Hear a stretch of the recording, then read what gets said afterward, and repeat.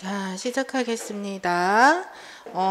중간중간 2번 혹은 3번의 쉬는 시간이 있을 거고요. 그래서 그때마다 판서를 해서 이제 미니 구조화 진행하면서 각 문제마다 해설을 할 겁니다. 그래서 번호 순서대로 주로 진행이 될 거고, 그래서 선생님들 이미 짐작하셨겠지만 우리 이제 그 1, 2, 3권에 해당하는 각각 구조화 지도에 있는 순서대로 문제가 좀 구성이 됐습니다. 요거는 공부 과정이라서 이제 왔다 갔다 하면 선생님들도 너무 힘드실 거기 때문에 우선은 실제 시험과는 다르게 그렇게 구성이 된다. 요거는 이제 양해를 해주셔야 될 것 같고요. 그래서 우선 구조화 첫 번째 이제 심리학개론에서 이제 1번 문제 5페이지입니다. 페이지 다 써놨습니다. 그래서 각 내용이 구조화 지도에 어디에 있는지에 대해서 페이지 확인하시면서 같이 따라가시면서 문제 해설을 들으시면 될 것 같습니다. 그래서 A형의 1번 문제 같이 볼게요.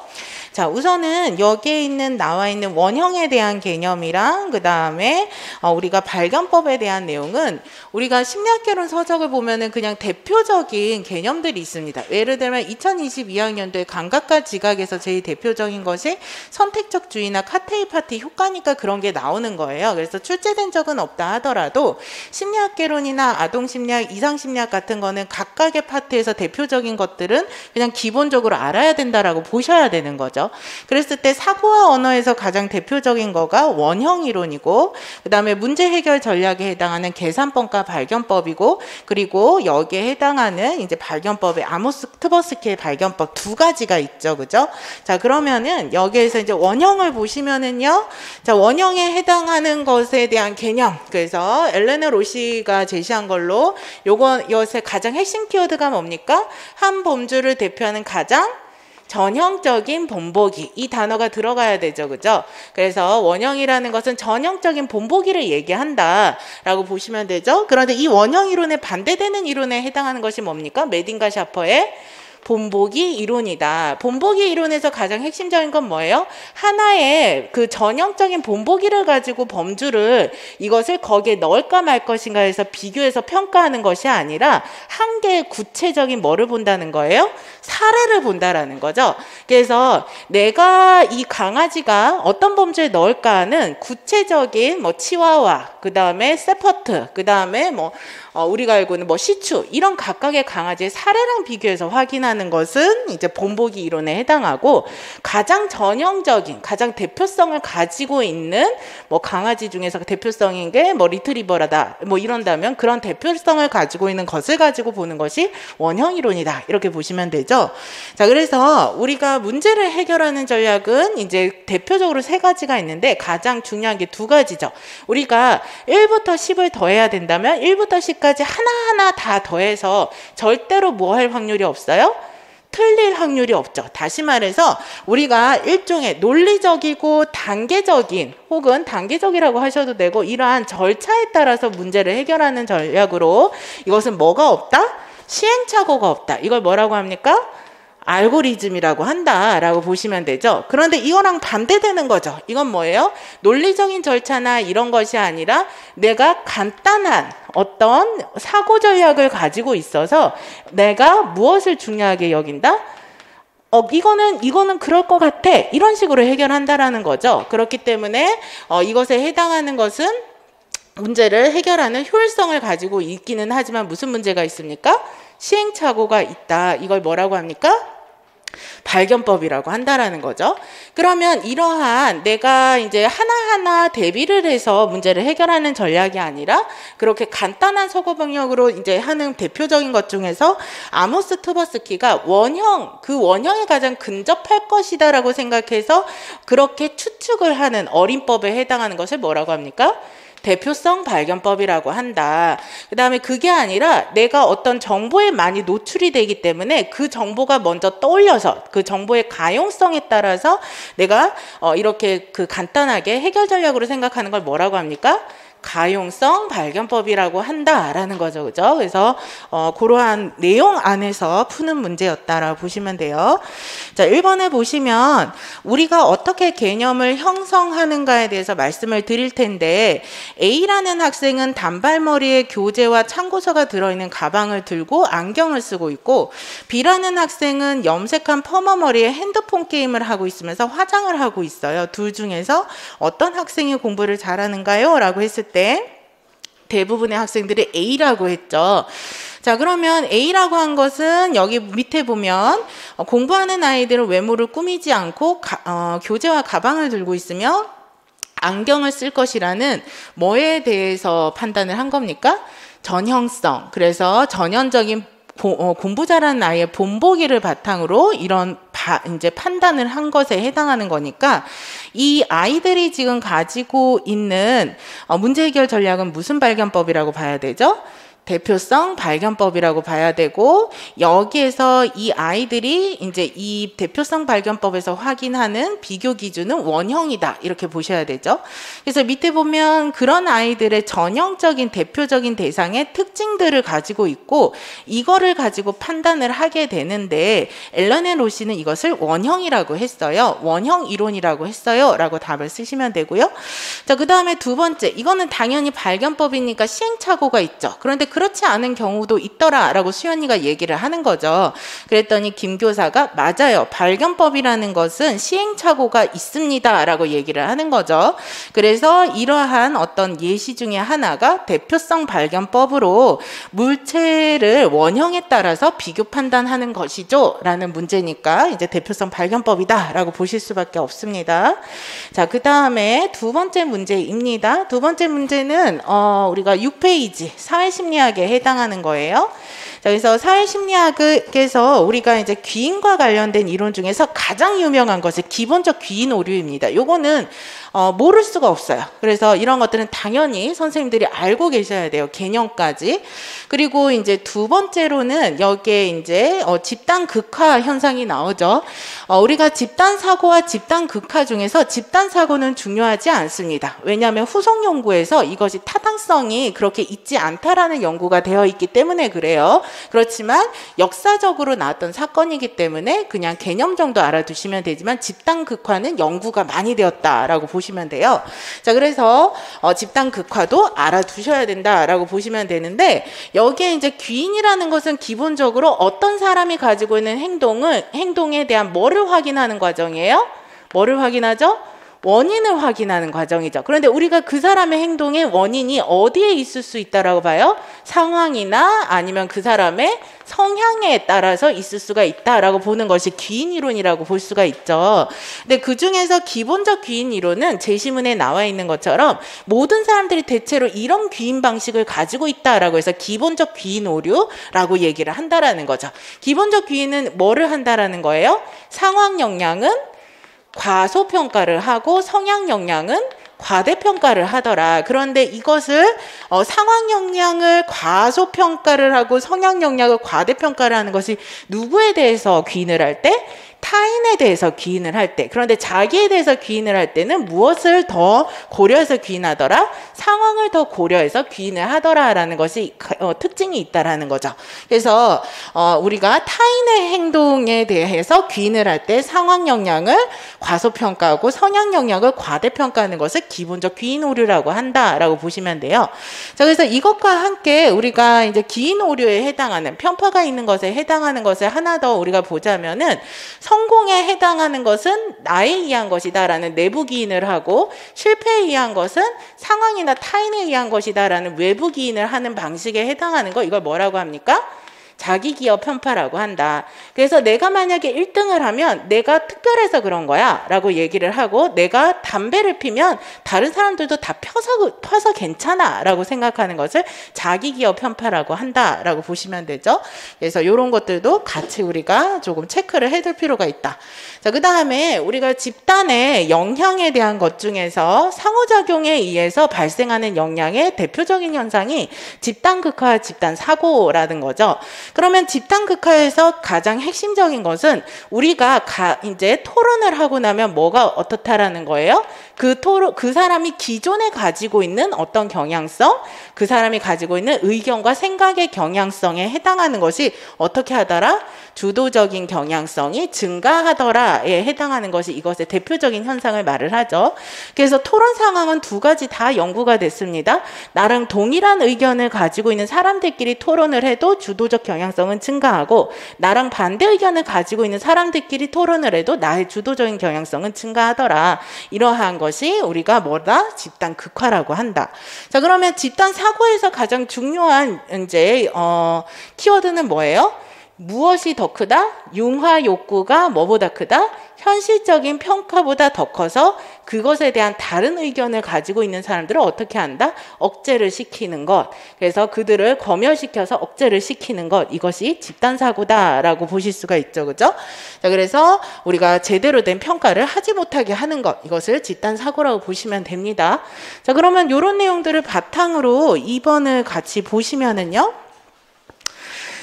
남학생과 여학생이 나누어져서 불평등 토론을 했어요. 그런데 여학생들은 우리 사회가 가부장적이고 남녀차별이 심하다라는 의견을 가지고 있죠. 이게 여학생들이 가지고 있는 주도적인 경향성이라는 거예요.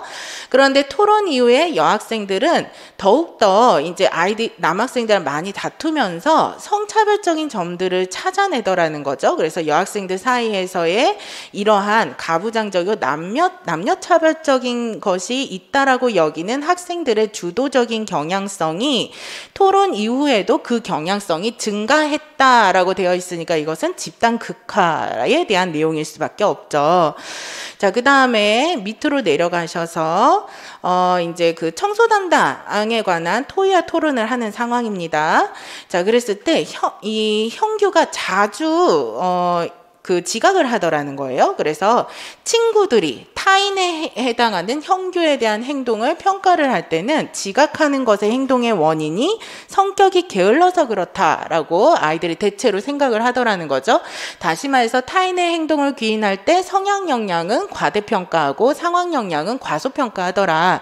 그런데 실제로 봤을 때 형규는 초등학교 동생을 집으로 데려다 줘야 되기 때문에 이 상황적 요인으로 지각을 할 수밖에 없었다라는 거죠. 그래서 그런데도 불구하고 타인의 행동인 형규의 행동을 평가를 할 때는 상황 역량을 과소평가하더라라는 내용들이 나와 있는 내용입니다. 그런데 형규 본인의 경우에는 자신의 행동을 이제 귀인을 할 때 상황 역량을 오히려 더 고려하죠. 내가 어쩔 수가 없었다. 동생을 데려다 줘야 되니까 이러한 경향성이 나타나는 것을 보여주고 있어요. 그래서 이것은 기본적 귀인 오류다라고 볼 수밖에 없고, 뭐라고 나와 있느냐면 보편적인 사회 심리학적 현상이기 때문에 기본적이라는 명칭이 붙었다는 거죠.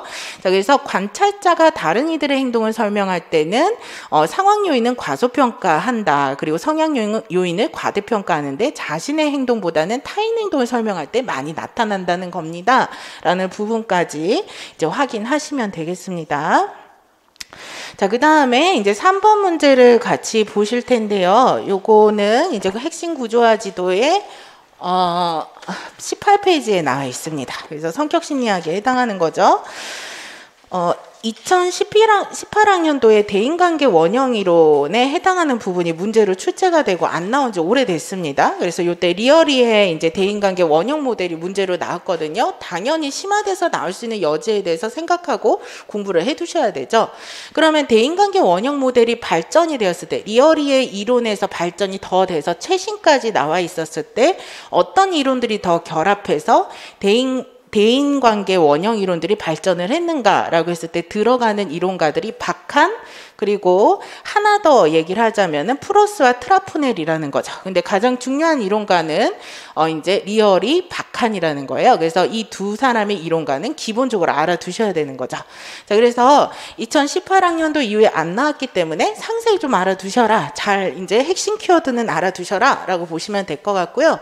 자, 그러면 여기에서 우리가 대인관계 원형 모델을 설명할 때는 기본적인 베이스가 설리반의 이론이고, 설리반의 이론 다음에 이제 핵심적으로 이 원형 모델을 만드는데 리어리의 이론과 그 다음에 바칸의 이론이 들어갔다라는 거죠. 그러면 바칸의 이론에서 가장 핵심적인 것은 뭐냐면, 우리의 인간의 특성은 자신을 독립적으로 이제 판단을 하고 유능성과 권력을 추구하는 경향성에 해당하는 뭐에 해당하죠? 주체성, 그리고 친밀과 협동을 중요하게 여겨서 유대를 추구하는 경향성에 해당하는 걸 뭐라 그러죠? 연대성의 경향, 두 가지 축을 가지고 있다라는 거죠. 이걸 빅2 이론이라고 하죠. 이 빅2 이론과 이제 2018학년도에 기출에 나왔던 것처럼 우리는 인간은 원형에서 어떤 두 축이 있죠? 지배성과 순종성. 그 다음에 우리가 인간관계에서 무슨 축이 있죠? 친애성과 적대성, 이러한 두 축으로 우리가 인간의 어떤 대인관계 특성을 볼 수가 있다는 게 리어리의 이론이었잖아요. 이걸 다 합쳐서 두 가지 축으로 나누어지죠. 권력의 축은 무엇과 무엇입니까? 이대로 외우시면 되죠. 지배성과 순종성의 축이고요. 그죠? 그 다음에 무슨 축이죠? 사랑의 축은 친애성과 적대성의 축에 해당한다라고 보시면 되죠. 자, 그래서 이러한 두 축을 가지고 말을 할 수가 있다. 근데 여기에서 우리가 하나 더 이제 조금 본자면은 이제 성격의 자기제시 이론이 있다라는 거죠. 성격의 자기제시 이론은 우리가 무엇과 무엇으로 나누어집니까? 제시문에 나와 있는 것처럼 공적과 사적 자기제시가 있다. 공적 자기제시는 누구에게 나를 제시하는 거예요? 공적 청중이죠. 공적 청중은 한마디로 뭡니까? 타인이에요. 타인에게 나를 제시하는 것을 말하죠. 사적 자기 제시는 뭡니까? 사적 청중에 해당하는 거죠. 사적 청중은 누구예요? 자기 자신이에요. 이거에서 어떤 사람으로 보일까를 제시하는 경향이 있다는 거죠. 어떤 사람으로 보일까는 두 가지 축으로 나누어질 수가 있죠. 박한의 무엇과 무엇이죠? 주체성과 그 다음에 연대성 측면으로 나는 주체성 측면으로 보여줄 것인가, 독립적이고 강한 사람으로 보여주려고 하는가, 연대성 측면에서 친밀하고 협력적인 사람으로 보여주려고 하는가, 이렇게 나누어진다고 말씀을 드렸습니다. 그죠? 자, 그래서 관련된 이론을 같이 이렇게 정리하실 수가 있겠습니다. 자, 그러면 이런 어떤 축으로 봐게 된다면 4분면이 어떻게 됩니까? 1사분면, 2사분면, 3사분면, 4사분면으로 나누어지죠?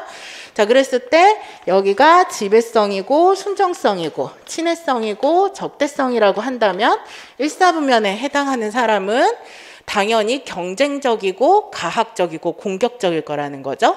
그 다음에 2사분면에 해당하는 사람은 지배적이고 남을 이기려고 하지만 또 한편으로는 대인관계를 잘하고 싶어하는 사람일 거고요. 그 다음에 3, 4분면에 해당하는 사람은 다른 사람에게 지배적이거나 이기고 싶어 하지 않고 또 다른 사람에게 친해지고 싶어하는 되게 순한 사람일 가능성이 높죠. 4, 4분면에 해당하는 사람은 다른 사람을 이기거나 지배하려고 하지만 한편으로는 다른 사람들을 적대하는 특성을 가지고 있다. 그래서 이것을 알고 있는가를 물어보는 문제다라고 보시면 되겠습니다. 자, 그러면은 이제 첫 번째 보시면은 친구들이 조금만 기분 나쁜 말을 해도 욕을 하고 이제 폭력을 행사하려고 해요.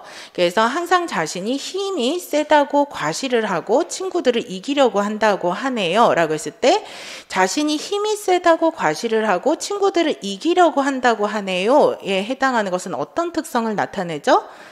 지배성이죠. 그러면서 친구들이 좋아하지 않는다고 말을 했더니 자신은 사람을 믿지 않아서 상관없다. 이거는 뭐에 해당하는 겁니까? 적대성이죠. 그러니까 수호는 1, 4분면에 해당한다. 그 다음에 밑으로 내려가셔서 이제 박한의 대인관계 빅2 이론에 따르면 제가 보기에 수호에 항상 자신이 힘이 세다고 과시를 하고 친구들 이기려고 하는 경향성은 뭐에 해당하죠?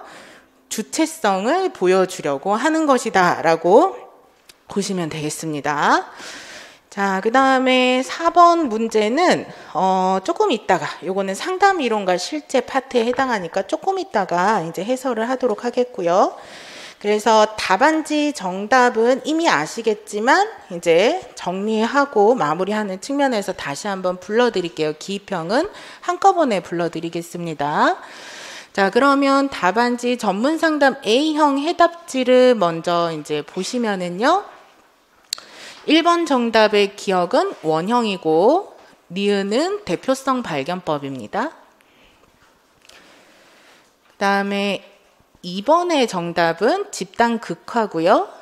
그 다음에 기본적 귀인 오류입니다. 다음에 3번의 정답은 1사분면이고요. 그 다음에는 주체성입니다.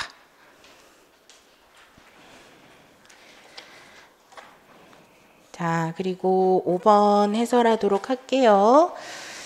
자, 5번은 이제 머레이의 이론이랑 TAT 이론을 같이 한 거니까 구조화지도 1권이랑 2권을 같이 보면서 정리를 해야 될 것 같아요. 자, 머레이의 이론은 앞으로 가셔야 되죠? 뒤에 갔다가. 그래서 14페이지를 보도록 할게요. 자, 머레이의 이론이 주제 형성 과정이 2013학년도, 2018학년도에 출제가 됐어요. 컴플렉스는 출제되지 않은 지 오래됐고요. 그러니까 둘 다 잘 알아두셔야 되겠죠. 그죠?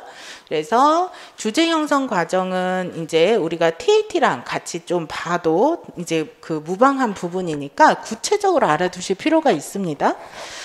자, 그러면은 우리가 주제 형성 과정에서 이제 무엇과 무엇이죠? 압력에 해당하는 것은 무슨 압력? 알파 압력, 베타 압력으로 나누어지죠. 알파 압력은 어떻게 지각하는? 객관적으로 지각하는 압력이고, 이제 베타 압력은 주관적으로 지각하는 압력을 얘기하죠. 그 다음에 두 번째로는 욕구입니다. 그죠? 욕구는 두 가지로 나누어지죠. 어떻게 나누어집니까? 1차적 욕구와 2차적 욕구로 나누어지죠. 1차적 욕구는 무슨 욕구입니까? 생리적 욕구고 2차적 욕구는 심리적 욕구죠. 그러면 이러한 두 가지가 상호작용을 해서 무엇을 만든다? 동기. 그래서 동기화를 시킨다. 그래서 그 결과 무엇을 형성하게 된다? 주제를 형성하게 된다. 그래서 특정한 구별된 행동들이 나타나게 된다. 특정 상황에서 특정 행동들이 이렇게 보시면 되겠습니다. 자, 그리고 우리가 TAT 같이 요것도 보도록 할게요. 요거는 구조와 2권으로 가셔야 되죠. 자, 구조와 2권의 53페이지입니다.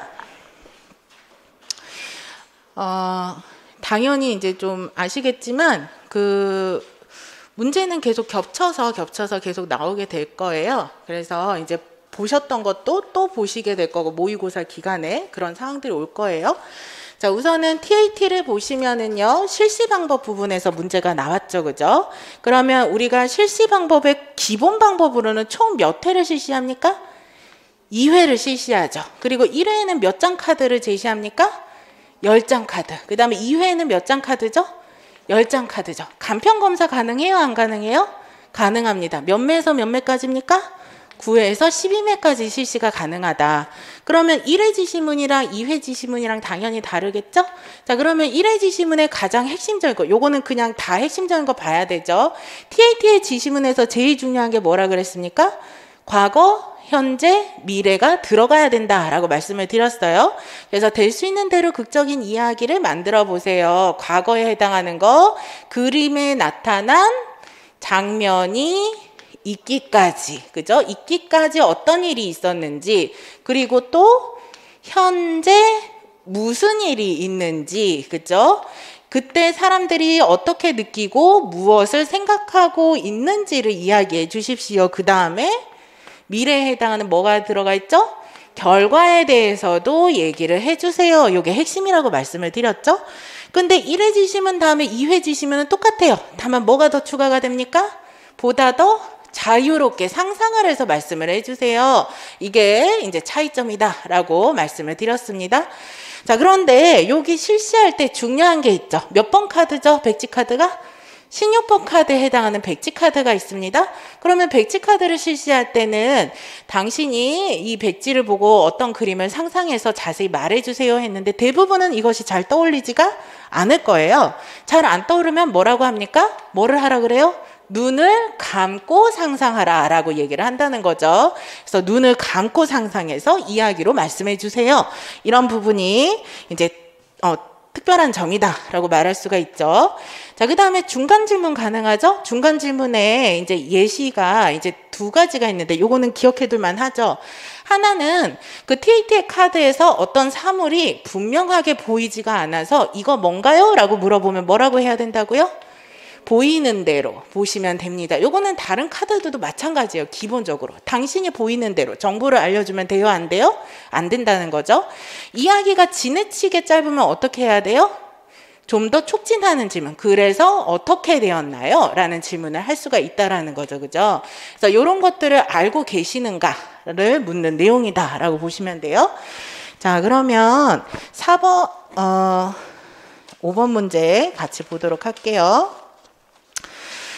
자, 당연히 TAT는 2019학년도에 나오고 안 나왔어요. 그리고 투사검사는 그냥 전체적으로 실시 절차나 특징을 다 상세히 알아두시는 것이 좋습니다.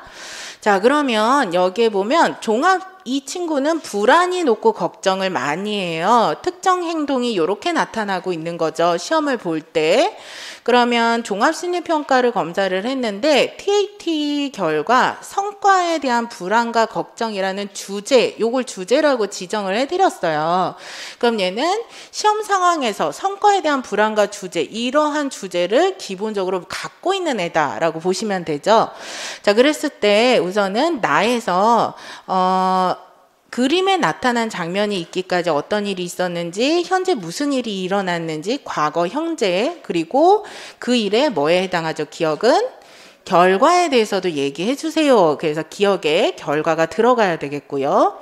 그 다음에 밑에 보시면은 지금 소년이 앞에 있는 바이올린 밑에 있는 게 뭔가요? 천인가요? 종인가요? 라고 제인이가 물어보면 어떻게 합니까? 종입니다 라고 말해주면 안 되고 보이는 대로 보시면 됩니다 라고 말을 해야 되죠. 그죠? 자, 그리고 나서 소녀는 지금 바이올린에 관한 시험을 보고 있어요. 지금 시험을 보고 있어요는 어떤 극적 이야기를 만들 때 언제에 해당합니까? 현재에 해당하죠. 그리고 아주 열심히 바이올린 연주에 대해 공부를 해왔어요는 뭐에 해당하는 겁니까? 과거에 해당하죠. 내 시험을 무척 잘 봐서 부모님께 인정을 받고 싶어요. 이건 뭐에 해당합니까? 욕구 중에서 무슨 욕구에 해당하죠? 그쵸. 심리적 욕구이니까 이것이 바로 2차적 욕구다라고 봐야 되는 거죠. 그렇지만 이 시험을 무척 어렵게 지각하고 있다. 그래서 나는 시험을 못 볼 거다라고 하는 거죠. 시험이라는 것이 압력에 됐었을 때 무슨 압력입니까? 시험은 객관적으로 지각되는 압력, 알파 압력이고 그 시험에 대해서 더 어렵게 지각해서 못 볼 거다라고 하는 것은 무슨 지각입니까? 베타 압력, 주관적 지각에 해당하죠.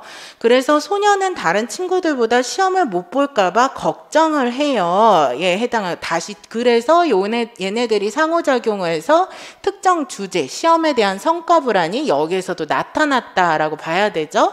그래서 결국 시험을 망치고 부모님을 실망시켜요. 이건 뭐에 해당하는 겁니까? 결과, 미래에 해당하는 내용이다. 그러니까 기억에 해당하는 내용은 그걸 쓰시면 됩니다. 자, 그래서 요렇게 보시고 나서 다시 한번 키워드 확인하는 거. 그래서 3페이지, 해설 자료 3페이지로 갑니다. 자, 그래서 요거 키워드를 하나씩 집어 넣으면서 선생님들 스스로 집어 넣으세요. 자, 기억의 내용은 그래서 지시문에서 기억에 해당하는 내용은 뭡니까? 결과이며 사례는 시험을 망치고 부모님을 실망시킨다는 것이다. 니은을 바르게 고치면 뭐에 해당하는 겁니까? 보이는 대로 보시면 됩니다. 이다. 2차적 욕구에 대한 개념은 뭡니까? 심리적 욕구이며 시험을 잘 봐서 부모님께 인정을 받고 싶다. 이다. 베타 압력은 뭡니까?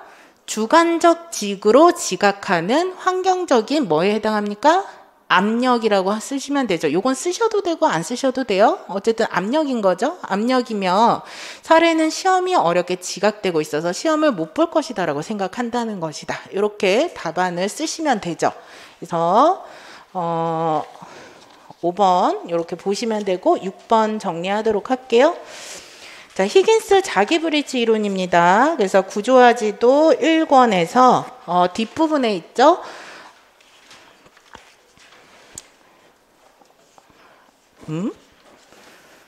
페이지 잘못 쓴 것 같은데 그렇죠?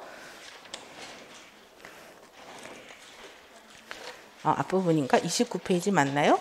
예, 구조화지도 성격이니까 앞부분이죠. 자, 그래서 29페이지입니다. 자, 그래서 네, 히긴스 자기불일치 이론 구조화지도 29페이지에 2012학년도 기출이 됐다고 말씀을 드렸어요. 그리고 그때 객관식 문제로 굉장히 상세히 출제됐다고 말씀을 드렸어요. 그런데 히긴스의 자기불일치 이론이 문제로 내기에 좋다. 그래서 우리가 마르시아 이론이 2006학년도에 나왔다가 2016학년도에 갑자기 등장을 하듯이, 그리고 이중구속 이론이 2006학년도에 나왔다가 갑자기 2015학년도인가 요때 등장하듯이 이런 식으로 나올 여지가 있는 문제다라고 보시면 돼요. 고전적인 이론이라도 그렇게 나오기에 출제하기에 좋은 구조다인 문제들은 그런 특성이 있습니다. 자, 그러면 여기에 자기 안내라는 것은 뭐냐? 이걸 뭐라고 정해요? 개인이 도달할 기준. 이 기준은 뭘로 만들어진다 그랬죠? 어린 시절에 연합된 경험으로 인해서 만들어지죠. 어린 시절에 연합된 경험은 두 가지로 나누어지죠. 내가 누군가에게 뭐를 해라, 의무를 강요당했는데 그것을 잘 못했어요. 잘 못했을 때는 무슨 결과? 부적 결과. 그래서 부적 결과에 의해서 처벌이나 혼나요. 그럼 무슨 감정을 경험하죠? 부적 감정을 경험하죠. 그래서 이것이 하나의 도달할 기준이 되고, 내가 어렸을 때 수행을 굉장히 잘했어요. 칭찬을 받았어요. 이것은 무슨 결과입니까? 정적 결과잖아요. 그러면 이거에 의해서 무엇을 경험하게 되죠? 당연히 정적 감정을 경험하게 되죠. 그러면 이러한 것이, 이때 경험했던 부적 결과에 대한 것이, 정적 결과에 대한 것이 어린 시절에 연합된 경험인데, 이게 그 사람을 어떻게 하더라?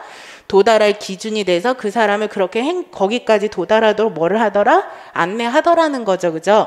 자, 그래서 이러한 자기 평가를 하는 과정 안에서 자신에 대한 관점으로 나에 대한 나의 관점, 나에 대한 타인 관점이 있고, 자기에 대한 영역 세 가지가 뭐가 있습니까? 실제적 자기, 그 다음에 이상적 자기, 그 다음에 뭐가 있죠? 당위적 자기다. 자, 그러면 실제적 자기는 자신과 타인이 지각했을 때 뭐가 가지고 있다는 속성? 내가 실제로 가지고 있다고 생각하는 속성. 요거가 핵심이죠. 그죠? 그리고 이상적 자기는 뭐에 해당해요? 자신과 타인이 지각했을 때 가지고 있기를 바라는 속성에 해당하죠. 그죠? 이상적 자기니까 당연히.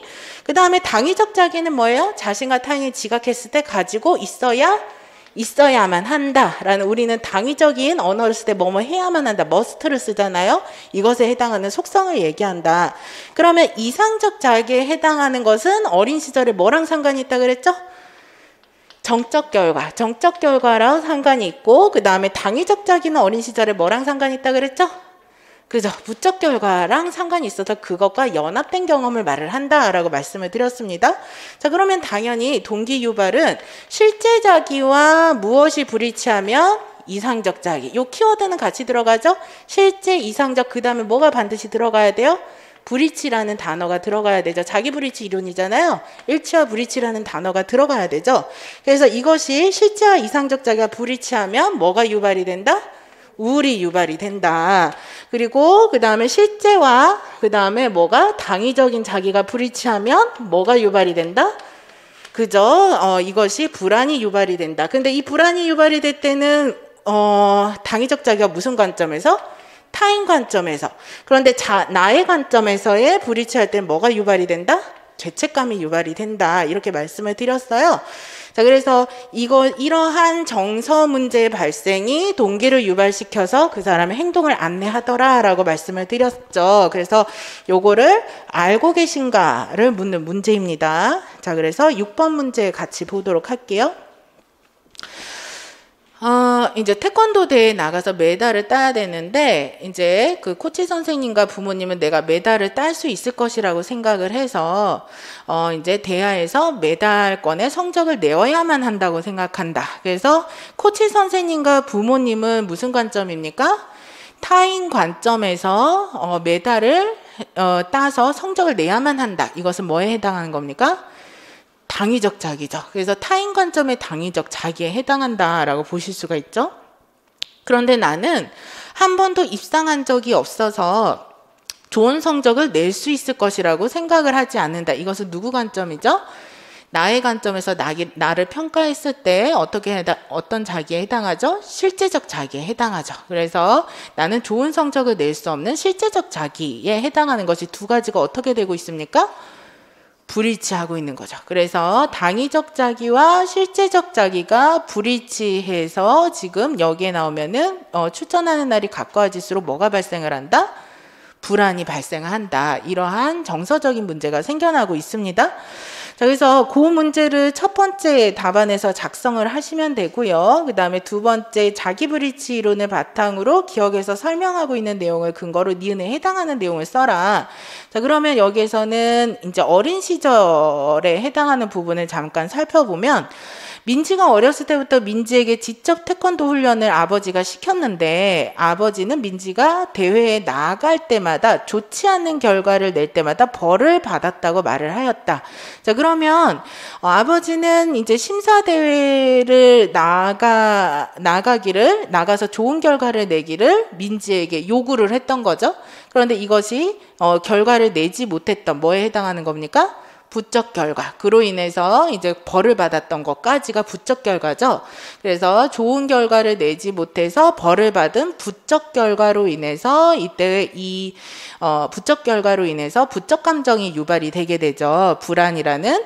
그래서 이러한 부적 결과와 이제 어떤 경험이 이제 연합이 됐기 때문에 이것은 무슨 자기에 해당하는 겁니까? 당위적 자기에 해당하는 것이 형성된 것을 설명해 줄 수 있다. 그래서 나는 항상 좋은 성적을 내지 못할까 봐 불안한 마음을 가지게 된다라고 보셔야 되겠죠. 그래서 나를 보시면 슈퍼바이저가 이렇게 얘기를 합니다. 자기불일치 이론에 따르자면 개인은 개인마다 도달해야 될 기준이 있다. 이걸 뭐라 그러죠? 자기 안내다. 그래서 이 기준을 만족시키거나 만족시키지 못할 때마다 정서적 결과가 뒤따르게 된다라고 나와 있죠. 그래서 불안이나 우울, 죄책감이 따르게 된다. 그래서 어린 시절에 이런 기준과 관련된 정서적 결과가 연합된 학습 경험 때문에 나타나는 현상이다라고 나와 있어서 밑으로 내려가시면 민지는 지금 과도하게 어떤 사람이 있어야만 한다라는 요구를 받고 있고 당위적 자기에 대한 요구를 받고 있고 그 기준을 도달하지 못했을 때는 민지가 겪는 정서적인 경험은 불안이죠. 그렇기 때문에 이것은 어린 시절의 부적 결과 때문에 이해한 것이다 라고 부적 결과라는 단어가 있어야지 맞게 쓰게 되고요. 부적 결과에 의한 부적 감정이라고 하셔도 맞습니다. 그래서 이제 그렇게 답안을 작성하시면 됩니다. 자, 그러면 여기 해설지 답안 요것도 이제 같이 볼게요. 해설지 답안 4페이지를 가셔서 6번 문제를 보도록 하겠습니다. 자, 정답을 보시면 민지의 불안의 원인은 타인 관점, 여기서 타인 관점이 꼭 들어가야 돼요. 그래서 타인 관점에 무슨 자기입니까? 당위적 자기와 실제적 자기의 불일치 때문이다. 그래서 사례에서 민지는 코치 선생님과 부모님인 타인은 민지가 메달을 딸 수 있고 좋은 성적을 내어야만 한다는 당위적인 의무 혹은 의무를 요구하지만 민지는 중학생 때부터 한 번도 입상한 적이 없어서 좋은 성적을 낼 수 없을 것인데 요거 틀렸죠? 네, 없을 것이라고 수정을 해주세요. 있을 것이라고 맞네요. 있을 것이라고 생각하지 않는다. 없을 거라고 생각한다. 이렇게 보시면 될 것 같아요. 그래서 요거 사례 그렇게 연결하시면 될 것 같고요. 그래서 실제적 자기가 그렇다. 그래서 부관의 의무를 달성하지 못할 때 연하 때 뭐에 해당하는 겁니까? 부적 결과이다 라고 보시면 돼요. 부적 결과와 부적 감정 중에서 뭘 써야 될지 헷갈리시면은 부적 결과에 의한 부적 감정이라고 쓰셔도 됩니다. 그래서 그렇게 답안을 작성하시면 돼요. 자, 그러면 요렇게 답안을 쓰시면 된다. 자, 그 다음에 7번으로 가겠습니다. 중요한 문제죠. 그래서 이제 여기에 문제들은 다 중요하니까 다 알아두셔야 되는 거예요. 켈리의 이론이죠. 그래서 1권 구조와 앞으로 가보시면 25페이지에 해당합니다. 그 켈리의 구성 개념 이론은 이론 자체가 워낙 어렵다 보니까 이 내용이 상세하게 문제로 나온 적이 한 번도 없어요. 그리고 개론서들을 봐도 설명이 대체로 어떤 차원에서만 끝나는 경우가 많냐면 과학자로서의 인간, 구성개념적 대안주의, 구성개념의 명칭, 이 개념들을 설명하고 조금 더 나아가서 랩 테스트, 여기까지 설명하는 개론서들이 대부분이지 편의의 범위, 편의의 초점까지 가게 되면 좀 깊게 이제 설명을 해주는 성격심리학 서적이다라고 보시면 돼요. 그리고 증상이나 원인까지. 그래서 당연히 그렇기 때문에 과학자로서의 인간, 구성개념, 구성개념적 대안주의가 2013학년도까지 나오고 안 나왔다. 그럼 이 기본 개념은 그냥 아셔야 되는 거죠. 문제로 또 나올 수가 있을 때 이 개념을 설명하실 수 있을 만큼 아셔야 되고요. 그 다음에 랩 테스트 같은 경우는 2015학년도 특시에 나왔죠. 가장 최근에. 그러니까 또 나올 수 있습니다. 그래서 잘 알아두셔야 되고, 랩 테스트는 워낙 그 실시 절차가 다양해서 3단계로 나오는 경우도 있고 2단계로 나올 수 있다. 이렇게 보시면 돼요. 그러면 2단계로 나누어질 때는 어떻게 나누어지느냐면 이제 역할 명칭 목록과 역할 정의를 한다가 1단계, 그 다음에 2단계로 갔을 때는 이제 2명의 유사점, 1명의 차이점, 이런 식으로 2단계로 간다. 3단계로 가게 되면은 중요 인물의 역할 목록 명칭에 따라 역할 정의를 하고 2명과 1명을 묶는다. 그리고 유사점과 차이점을 쓴다. 이런 식으로 갈 수가 있다라고 보시면 돼요. 자, 그래서 이제 이렇게 목록 검사들을 체크를 해두시면 될 것 같고요. 당연히 요즘은 임상적으로 치료에 관한 관점들이 많아서 치료적인 목표나 이제 치료적인 해결 이런 것들도 많이 묻는다. 그래서 거기까지는 알아두셔야 된다라고 보시면 될 것 같아요. 자, 우선은 구성 개념의 정의를 알아두셔야 되죠. 당연한 얘기지만 구성 개념이라는 것은 기본적으로 뭐에 해당하는 겁니까? 사건을 해석하고 그 다음에 예언하는 뭐에 해당하죠? 인지구조. 그죠? 요거 정의 알아두셔야 돼요. 그래서 사건을 해석하고 예언하는 인지구조다. 이렇게 보시면 되고요. 구성 개념의 가장 큰 특징은 어떻게 형성되어 있다? 이분법적, 양극적 이렇게 형성되어 있다라고 보시면 되죠. 자, 구성 개념에서 이제 우리가 이 구성 개념에 영향을 미치는 요소로 대표적으로 세 가지를 알아두셔야 되는데 정의와 확장보다 훨씬 중요한 게 편의의 범위와 편의의 초점이다. 그래서 얘네 둘은 분명하게 알아두셔야 된다라는 거. 그러면 편의의 범위의 핵심적인 내용은 뭡니까? 어떤 구성 개념의 투가성이 허용되는 범위에 그거까지 포함해 주세요. 사건. 그래서 사건까지 포함해 주세요. 그래서 어떤 구성 개념에 허용되는, 투가성이 허용되는 범위의 사건까지 기억을 해 두세요. 그래서 한마디로 얘기해서 내 구성 개념이 어느 만큼의 사건을 허용할 수 있는가에 대한 것이 편의의 범위다라고 보시면 되죠. 자, 그 다음에 편의의 초점에 해당하는 것은 뭐죠? 어떤 특정 구성 개념이 잘 예측할 수 있는 사건에 해당하는 거죠. 그래서 그 사건에 얼마나 잘 예측할 수 있는 구성 개념을 적용하는가에 대한 문제라고 말씀을 드렸어요.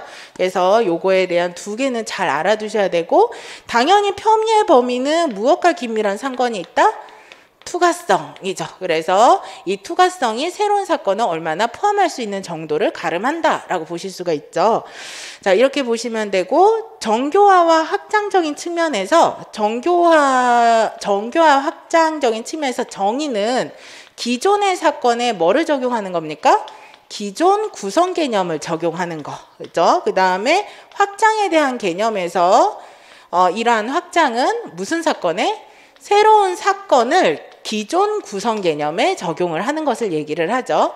그래서 기존의 사건을 기존 구성 개념에 적용하는 정의는 보다 예측을 어떻게 할 수 있어요?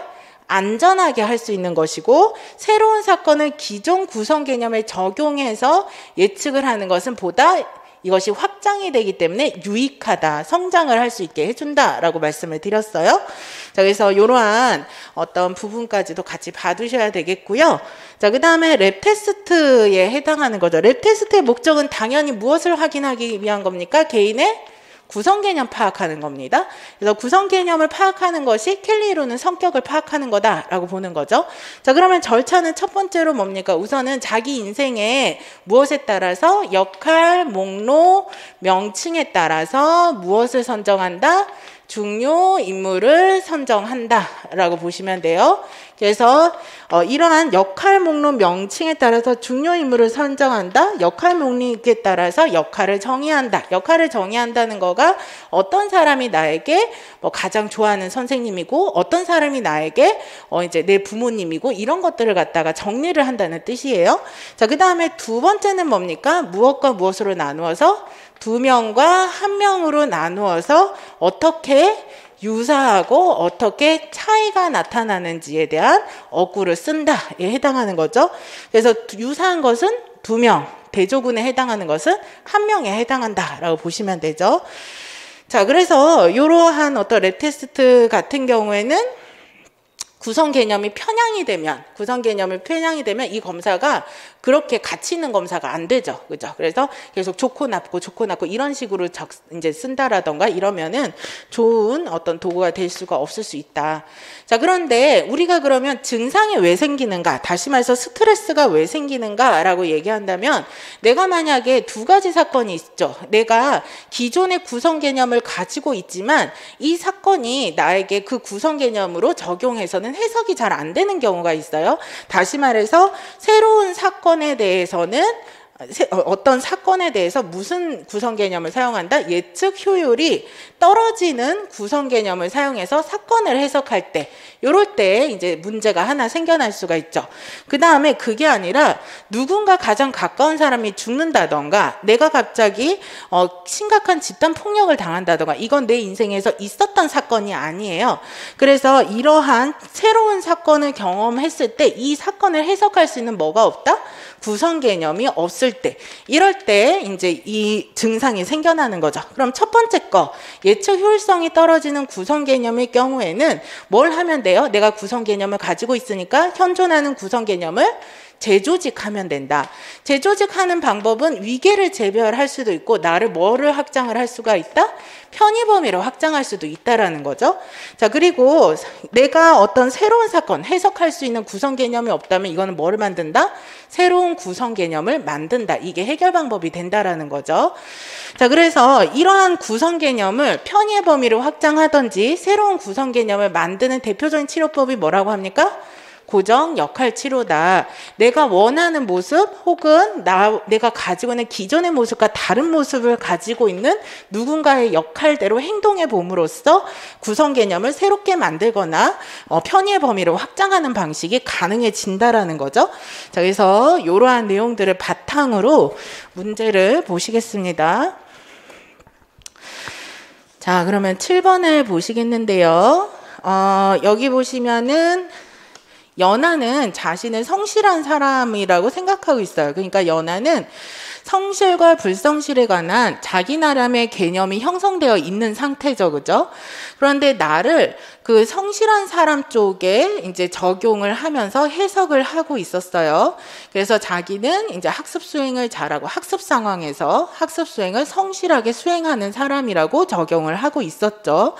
그런데 고등학생이 된 이후로 내가 이제 그 학습 상황 안에서 불성실하진 않을까라는 기존의 구성 개념으로는 나의 상황들을 갖다가 이해할 수 없게 되는 상황들이 오게 됩니다. 그래서 불안이라는 스트레스 경험 증상이 나타나게 된다라고 보시면 돼요. 자, 그래서 자신이 가지고 있는 기존의 구성 개념으로 고등학생이 된 이후의 학습 상황을 해석할 수 없게 되는 상황이 지금 증상이 나타내는 이유다라고 보시면 되죠. 그래서 여기에서는 내가 기존의 구성 개념으로는 예측 효율성이 떨어지는 기존의 구성 개념으로 이 상황을 해석하고 있기 때문에 증상이 나타난다라고 보셔야 됩니다. 그래서 새로운 구성 개념이 필요한 상황은 당연히 아니죠. 그죠? 그래서 그런 상황이라고 보실 수는 없고 자기가 성실과 불성실이라는 학습 상황에서 수행은 계속 해왔기 때문에 그거에 대한 구성 개념은 이미 있는 상황입니다. 근데 그 구성 개념이 지금 상황을 해석할 수가 없어서 문제가 생겨나는 거다. 이렇게 보시면 돼요. 자, 그래서 심리평가를 실시했어요. 랩 테스트를 실시를 했고, 그래서 각각에 해당하는 이제 그 나를 제시했죠. 그래서 밑에 나를 보시면 좋아했던 선생님, 싫어했던 선생님, 아내 혹은 여자친구 이런 것들을 쭉 제시를 하는 거죠. 요게 뭐에 해당하는 겁니까?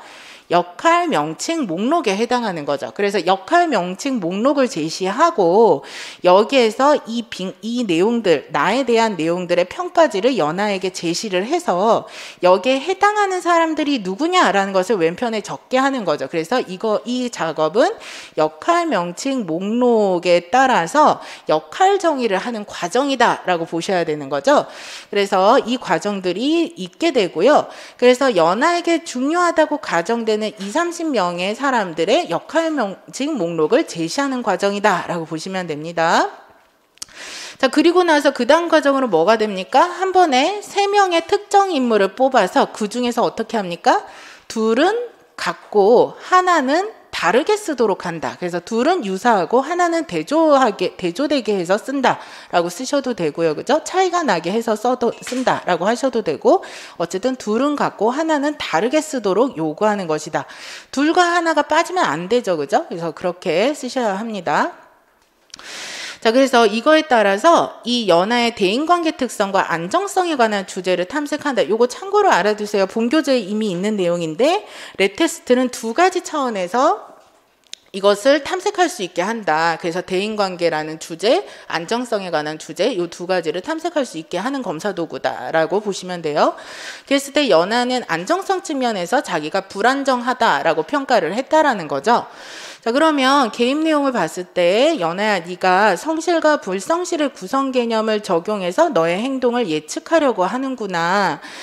그랬을 때 저는 중학생 때까지도 학교에서 과제가 주어지면 집으로 가서 바로 과제를 끝냈어요. 그래서 집에서 쉬면서 미루다가, 그런데 고등학생이 되면서 과제가 주어지면 집에서 쉬면서 미루다가 새벽 늦게 과제를 끝내요. 이렇게 행동하는 제가 불성실하다는 생각이 들어서 불안해져요 라고 얘기를 하는 거죠. 그러자 김 교사가 성실과 불성실에 대한 연하의 개념이 있죠. 그래서 이 개념, 기존의 개념대로 적용하는 것, 다시 말해서 집에 가면 바로 과제를 모두 끝내야 된다에 대한 성실에 대한 개념이 있는데, 이러한 어떤 구성 개념에 대해서 밤 늦게까지 과제를 끝내려고 하는 행동도 성실함의 범주에 포함을 시킨다면 괜찮지 않을까라고 얘기를 하게 되는 거죠. 다시 말해서 성실과 불성실한 기존 개념을 뭐를 확정하는 겁니까? 편의의 범위를 확장한다라는 것으로 이제 이것이 치료 과정이다라고 보시면 돼요. 그래서 아까 나왔던 예측 효율성이 떨어지는 구성 개념을 적용하기 때문에 증상이 생겨났으므로 이거에 대한 해결 방법은 이제 이 기존의 구성 개념을 재조직하는 것인데, 재조직하는 구체적인 방식이 편의의 범위를 확장하는 것에 대한 내용이다라고 보셔야 됩니다. 자, 그러면 여기에서 그런데 연하는 그거는 절대로 성실하다고 볼 수 없다고 생각해요 라고 해서 얘는 편의의 범위를 확장하지 않기 때문에 뭐가 없다고 봐야 돼요? 투과성이 없다라고 봐야 되는 거죠. 그래서 이렇게 투과성이 없게 되면은 뭐가 떨어지게 되니까 적응성이 떨어지게 되는 거죠. 그래서 이런 내용들을 이제 이해해서 적용하실 수 있는가에 대한 문제이기 때문에 어려운 문제였습니다. 자, 그러면 해설 자료 5페이지를 같이 볼게요. 7번에 대한 겁니다. 자, 그러면 우선 첫 번째로 기억에 해당하는 것은 뭐가 들어가야 됩니까? 역할 명칭 목록이 들어가면 되고요. 당연히 역할 명칭 목록이 제시가 돼서 역할 정의를 한다를 해도 이제 맞게 채점이 됩니다. 제시문에서 나가 제시가 됐기 때문에 이거는 역할 명칭 목록이죠. 그렇기 때문에 역할 명칭 목록이라는 거가 들어가야 돼요. 나라고 지정해서 이제 제시가 되고 있기 때문에. 그다음에 어떻게 둘은 같고 나머지 하나는 다른가를, 연하의 불안의 원인은 이제 다른가를, 그래서 두 번째 정답이죠. 그리고 연하의 불안의 원인은 학습 수행이 있어서 이제 그 예측 효율성이 떨어지는 뭐를 가지고 있는 겁니까? 구성 개념으로 사건을 해석하려 있기 때문이다. 이렇게 보시면 되죠. 그래서 뭐를 확장시켜야 돼요? 편의의 범위를 확장시킴으로써 불안을 낮추고 있다. 이렇게 답안을 작성하시면 되겠습니다. 자, 그 다음에 요 문제 하고 쉴게요. 상담 이론과 실제 파트로 넘어가서요.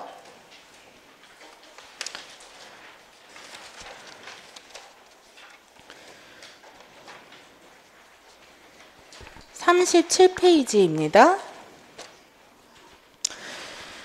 2021학년도에 종결 단계 과업이랑 추수 상담 문제가 나왔어요. 원래 우리가 상담의 단계, 초기, 중기, 종결 단계에 대한 문제는 2012학년도나 13학년도에 출제가 되고 한 번도 나온 적이 없었어요. 근데 마치 집단 상담처럼 각 단계 과업 문제가 이제 이러한 상담 이론과 실제에도 나왔다라고 보시면 돼요. 그렇기 때문에 항상 종결 단계의 과업 문제가 집단 상담에서도 많이 나오죠. 그리고 또 어디가 많이 나옵니까? 초기 단계 과업 문제가 집단 상담에서도 많이 나오죠. 그러니까 요 초기 단계 과업에 대한 5가지도 잘 알아두셔야 되고, 이거에 대한 대표적인 기출 유형으로 볼 수 있는 것이 2009학년도에 이 과업 5가지를 제시문 전체로 이렇게 찾아서 쓸 수 있는 문제가 있었습니다. 알아두시라고 얘기를 했죠. 그리고 거기서 추가적으로 행동 제한에 관해서도 이제 한계 설정에 관해서도 말씀을 드렸어요. 그래서 그것까지 체크해서 알아두시라라고 말씀을 드렸습니다. 그래서 그거를 묻는 문제다라고 보시면 되고, 그 다음에 2012학년도에 비자발적 내담자에 대한 문제가 객관식으로 출제가 됐고, 이것은 집단 상담에서도 조금 문제로 나왔던 중요한 부분이에요. 그래서 비자발적 내담자에 관해서 어떤 개입을 해야 되는가에 대해서 꼭 알아두셔야 된다라고 하는 부분이 있었죠. 그래서 그런 것들을 아시는가를 묻는 문제다라고 보면 됩니다. 자, 그러면 우선 초기 단계에서의 과업이 있죠. 과업은 첫 번째로 내담자에게 진솔성, 공감적 이해, 무조건적, 긍정적, 존중의 태도를 하는 것에 해당하는 뭐에 해당하는 겁니까? 촉진적 상담 관계를 형성한다에 해당하는 거죠. 그죠? 그래서 라포를 형성한다라고 보시면 돼요. 자, 그 다음에 두 번째로는 내담자의 뭐를 확인한다? 상담에 대한 동기를 확인한다. 변화와 상담에 대한 동기를 확인한다. 이때 우리가 내담자가 만약에 비자발적 내담자일 경우에는 어떻게 해야 되는가를 물어보는 거죠. 그랬을 때 가장 중요한 거, 기출문제로 나왔던 거죠. 내담자의 무엇을 묻는다? 지금 여기에 해당하는 느낌을 표현하게 한다. 만약 징계 조치로 온 아이들이라면 어떻게 돼요? 징계나 처벌에 대한 조치에 대한 느낌을 표현하게 한다. 이것이 기출문제에서 계속 여러 번 반복돼서 나온 부분이라고 말씀을 드렸습니다. 자, 그 다음에 이 내담자들 또 다룰 때는 비밀 보장에 대한 것에 대해서도 설명을 상세하게 해주고, 구조화를 상세하게 해주고, 상담에서 본인이 노출에 대한 범위나 노출에 대한 어떤 정도는 본인이 결정할 수 있다. 이런 것들을 알려주는 것도 비자발적 내담자의 개입 방법에 해당한다라고 말씀을 드렸어요. 그 다음에 기출문제로 제일 많이 나왔던 것이 2020학년도에 또 나왔던 무슨 문제입니까? 구조화. 구조화는 굉장히 많이 나오죠. 그죠? 그래서 구조화는 이거 자체로 이것이 구조화다라고 묻기에는 너무 많이 나왔어요. 그렇기 때문에 구조화의 종류를 알아두시라라고 말씀을 드렸어요. 그래서 상담의 획수, 상담의 기간, 시간 이런 것들을 물어보는 걸 뭐라고 합니까? 상담 여건에 대한 구조화 혹은 상담에 대한 구조화라고 보시면 돼요. 그래서 상담 여건에 대한 구조화, 그 다음에 상담자는 뭐를 해야 되고 내담자는 뭐를 해야 된다. 이건 뭐예요? 상담 관계에 대한 구조화. 그 다음에 내가 너를 이제 비밀을 지킬 거야. 그렇지만 예외 사항은 이런 거야. 라고 해당하는 비밀 보장에 대한 구조화. 그 다음에 또 하나 더 있죠. 집단 상담, 개인 상담 안에서 하지 말아야 될 것들. 그런 행동들이 무엇인가에 대한 상담에서의 한계에 대한 구조화. 이런 것이 하나 더 들어간다라고 말씀을 드렸습니다. 자, 그러면 요거를 바탕으로 해서 이제 아시는가에 대한 요 내용들을 아시는가에 대해서 이제 묻는 문제죠. 자, 그래서 8번 문제 같이 보도록 할게요. 자, 요거는 쉬운 문제죠. 그래서 첫 번째, 우성아, 이렇게 상담해 온 것을 보니 반갑다, 환영하는 태도를 가지고 있고요. 저 여기서 하고 싶은 얘기 없는데요 라고 얘기를 하는 거 보니까 굉장히 이제 저항적인 태도. 얘는 이제 학교폭력위원회 징계 조치로 왔으니까 무슨 내담자라고 봐야 돼요? 비자발적인 내담자죠. 그래서 하고 싶은 얘기가 없구나 라고 얘기하면서 이제 내담자가 하는 말을 그대로 이제 말을 하면서 네가 여기에 온 것이 불편할 수도 있을 텐데 네 마음이 이해가 된다라는 공감적인 표현을 하고 있습니다. 이거는 뭐에 해당하는 겁니까? 촉진적인 상담관계 형성에 대한 거다. 자, 그 다음에 상담은 보통 일주일에 한 번 1시간 6회기에서 10회기 진행이 된 거야. 이거는 무슨 구조합니까? 상담 여건에 대한 구조화. 너는 여기서 네가 하고 싶은 말을 편하게 하면 되고 나는 네가 하는 얘기를 들어주면서 같이 해결하려고 노력할 거야. 이것은 무슨 구조화죠? 상담 관계에 대한 구조화. 그 다음에 뒷부분에 해당하는 내용은 무엇에 해당하는 겁니까? 비밀 보장에 대한 구조화죠. 그죠? 그래서 비밀 보장에 대한 구조화까지 하고 상담 안에서 하고 싶은 이야기의 정도는 네가 정할 수가 있어. 그래서 자기 노출에 대한 정도성을 본인이 정할 수 있는 권리에 대해서 알려주고 있습니다. 자, 그리고 상담이 이러한 것이라고 알려줬는데 내용을 잘 이해했니? 상담을 하겠다는 생각이 드니? 요 질문이 포함이 되면 구조화 다음에 이 질문이 포함이 되면 이건 무슨 과정이라고 얘기했죠? 사전동의 과정이다 라고 보시면 되죠. 2015학년도에 그렇게 기출이 됐죠. 자, 그 다음에 밑으로 내려가셔서 상담 시간에 맞춰와야 돼. 진행이 되면 시간을 잘 지켜야 돼. 이건 뭐에 해당하는 겁니까? 상담에서 지켜야 될 규칙에 관한 설명이에요. 이것은 규칙에 대한 설명입니다. 자, 근데 밑으로 가면 저 그냥 가도 될까요? 라고 했더니 상담 도중에 자리에서 일어나면 안 된다 라고 얘기하고 있고 상담실 의자를 발로 찾아 상담실 안에 물건을 망가뜨리면 안 된다라고 하는 것은 뭐에 해당한 겁니까? 행동을 제한하고 있으니까 이것은 뭐에 대한 설명이요? 한계 설정을 하고 있는 거죠. 그래서 한계 설정을 하고 있다라고 쓰셔야 돼요. 그래서 한계 설정이 당연히 규칙에도 포함이 될 수 있어요. 공격적인 행동을 해서는 안 된다. 누구에게 뭐 욕설을 해서는 안 된다. 이것이 이제 큰 범위에서는 규칙 안에 포함돼요. 한계 설정이. 그렇지만 좀 더 구체적으로 들어가면은 하지 말아야 되는 행동에 관해서 이제 설명을 할 때는 한계에 관한 구조와 그리고 이러한 한계 설정을 한다라는 부분이라는 것까지 알아두시면 되겠습니다. 자, 요게 기출문제로 그렇게 나왔었기 때문에 그렇게 확인을 해두는 것이 좋아요. 자, 그러면 6페이지 이제 해설 자료로 다시 이제 핵심 키워드 정리할게요. 자, 기억에서는 뭐를 형성한다?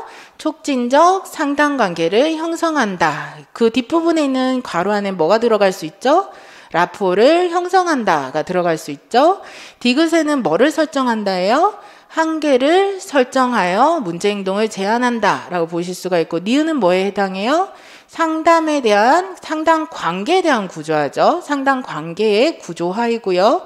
김 교사가 개입하고 있지 않은 것이 뭐냐라고 물어봤죠. 여기서 전체적인 과정을 봤을 때 비자발적인 내담자에게 꼭 해야 되는 거 여기서는 구조화도 했고 자기에 대한 노출을 어느 만큼 어느 정도 해야 될지도 알려줬고 라포 형성을 위한 노력도 했고 그 다음에 이제 그 부적절한 행동에 대해서 행동 제한 한계 설정도 했습니다. 근데 하지 않은 거가 여기에서의 느낌 표현을 하지 않았죠. 그죠? 그래서 그걸 서술하셔야 됩니다. 그래서 징계에 대한 느낌을 표현하는 것을 하지 않았다.